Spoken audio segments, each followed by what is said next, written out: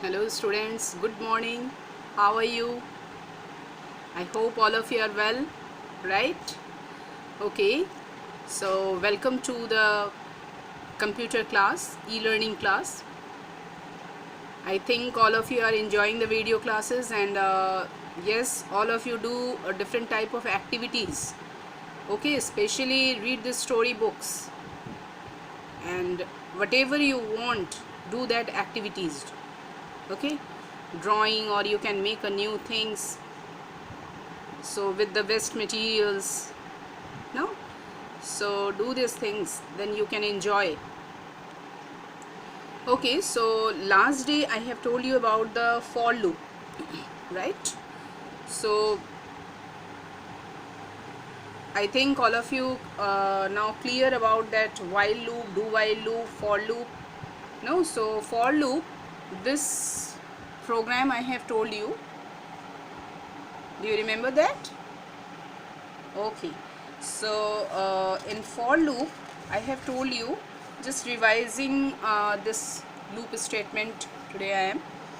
So that is intended to provide the same output, like it works like a while or do while loop, but here efficient creation of a code, a repetition control structure is applied here. Okay, and the execution of a specific number of loops is defined in a single line. You can see here in a single line the this thing, the statement no, the for loop, this loop is defined in a single line, and then within a curly braces the statements are defined. So first initialization, then condition, and then incrementation or decrementation, whatever.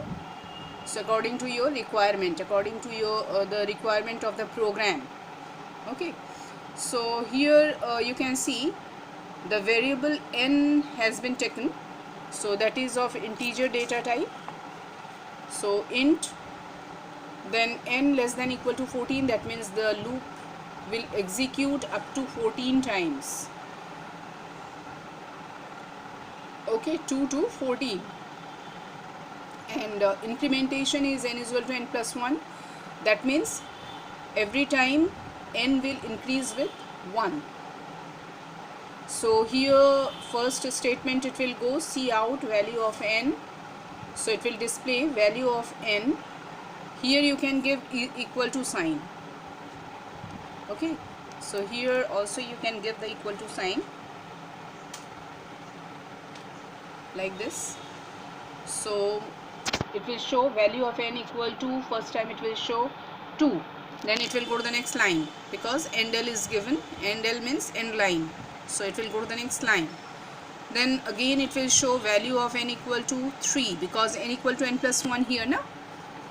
You can see here n equal to n plus 1, that means now n equal to 3, so it will show 3. Then again it will go to the next line and it will show value of n equal to, now n equal to n plus 1, that means 3 plus 1 4, so it will show 4. So then 5 6 so on up to 14, so 2 to 14 it will show, it will display on the screen. So we can see here, first we have to save this because I have given just now, I have given the equal to sign. So anything if you will change in program, then first you have to save the program and then you can execute. No, before execution also you have to compile the program. Okay, so alt plus F9 also you can do, that is the shortcut key. So here you can see that is a success. If there is any error, then it will show error, so click on OK. Okay, now the program is compiled, now you can run. So from the debug, or you can do alt F9, so debug and here run. Alt F9 is for compilation and for run control F9. Okay, so run, you can see here value of n equal to 2 3 4 up to 14. Okay, so this one is the for loop program. So today we will see this one. I have explained class also. today we will do the next, that is if statement. Okay, if statement is what? That is a conditional statement. There are two types of conditional statement. So first is if statement. In case of if statement, what will happen? Here, according to condition, one is if statement and next one is if else statement. Okay, so if statement means what? Here you have to give the condition. According to the condition means the condition will be true or false. So if the condition is true, then it will get inside the loop and the loop statement will execute. Okay, so these control statements are used to modify the flow of a program code, right? So the decision to execute a statement relies on the given condition. In case a condition is true, a conditional statement allows you to execute a code, and if the false, then it will get exit from that loop, and it will go to the next statement after if statement, means where the block curly braces is closed. After that it will skip to that line. Okay, after that curly braces. So in case of if statement, a statement is only execute if the given condition is fulfilled, that is true. If it is not fulfilled, then the statement is skipped and the next line of the code is executed, right? So the syntax of the if statement is, this one is the if statement syntax. First if, condition, and then curly braces, and then statement. Okay, so this is the syntax, or you can say the formula of the if statement, right? So here you can see if statement syntax. Now just for example, here is given the user is asked to enter his or her age to gain access to form. That means the condition n greater than equal to 18 ensures that only user above the age of 18 years and above are allowed the access. That means what?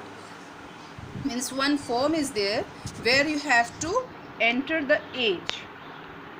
Okay, the user has to enter the age, and according to the age he will allow to access. Okay, means he or she can get inside that loop if the user's age is greater than or equal to 18.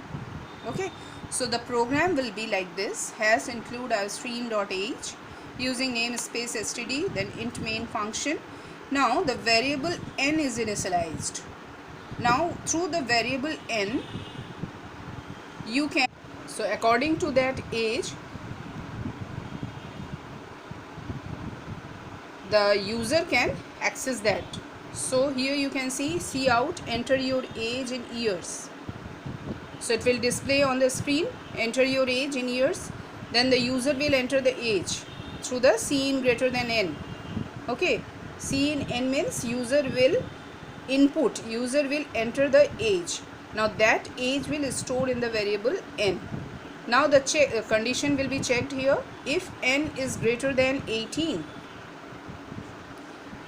if the age is greater than 18 or equal to 18, it should be if n is greater than equal to 18. Okay, see out, you are older than 18 years.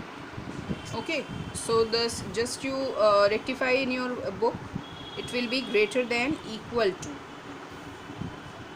Okay, so if n greater than equal to 18, you are older than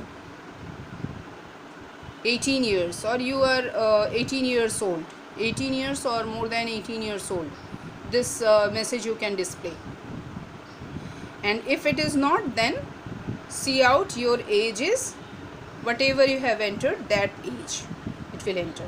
If the age is, suppose you have entered 17, then it will show your age is 17, means this here the means if you enter the 17, then it will not get inside this loop.